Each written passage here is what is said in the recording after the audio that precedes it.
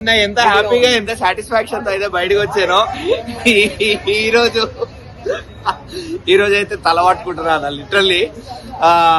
అర్థం కావట్లేదు రవితేజ గారికి ఏమైంది, రవితేజ గారు అసలు ఏం స్క్రిప్ట్లు సెలెక్ట్ చేసుకుంటున్నారు, ఏం సినిమాలు తీస్తున్నారు అని అయితే నాకైతే అర్థం కావట్లేదు.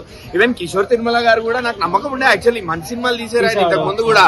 రెడ్ బాగుంటది, ఉన్నది ఒకటే జిందగీ బాగుంటది, నేను శైలజ మంచి సినిమానే. ఏమైందో మరి కిషోర్ తిరుమల గారి ఫాల్టా, రవితేజ గారి ఫాల్టా, స్క్రీన్ ప్లే ఎక్కడ దొబ్బింది నాకేం అర్థం కావట్లేదు. అఫ్ కోర్స్ స్టోరీ రొటీన్ స్టోరీయే, పెళ్లి అయిపోయింది, పెళ్లి అయిన తర్వాత అఫైర్ అదంతా ఫైన్, పక్కన పెట్టేయండి. ఇలాంటి సినిమాలు చాలా వచ్చాయి, బట్ ఏదైనా స్క్రీన్ ప్లే లో ఉంటది మనం ఎలా చూపిస్తున్నాము, ఏం చూపిస్తున్నాము అని చెప్పి. బట్ కిషోర్ తిరుమల గారు టోటలీ ఫెయిల్ ఈ సినిమాతో మాత్రం. రవితేజ గారు ఎంత యాక్టింగ్ చేసి ఆయన ఎంత పర్ఫార్మ్ చేసినా కూడా, వన్ మ్యాన్ ఆర్మీ లాగా సినిమాని ముందుకు తీసుకెళ్దామని చూసినా కూడా సినిమా ఎక్కడికి వెళ్ళలేదు.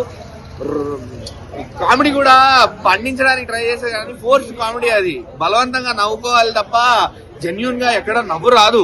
ఇంకా సినిమా నాకు తెలిసి 8 o'clock స్టార్ట్ అయింది, ఇప్పుడు ఇంకా 10:35 అవుతుంది. నాకు 3.5 గంటల సినిమానా అనిపించింది. నాకు 2 hours 15 minutes 2 hours 20 minutes movie కూడా నాకు చాలా లెంగ్తీగా అనిపించింది. అంటే సినిమాలో మనం ఎంత తక్కువ ఇన్వాల్వ్ అయ్యామో మీరు అర్థం చేసుకోండి.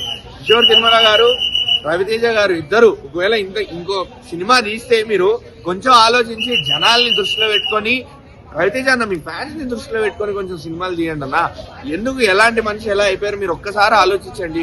లేకపోతే ఏమో ఇంకా ఏ డైరెక్టర్ మిమ్మల్ని కాపాడాలా, మిమ్మల్ని మీరు కాపాడుకోవాలా నాకైతే అర్థం కావట్లేదు. బట్ ఓవరాల్ గా మాత్రం I would say this is a total failure. నాకైతే మాత్రం అసలు నచ్చలేదు, సినిమా బాగాలేదు అసలు.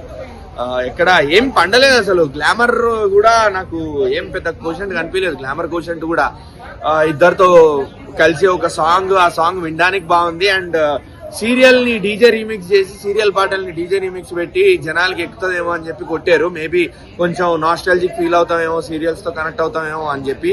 అది కూడా వర్కౌట్ కాలేదు. చాలా ట్రై చేశారు.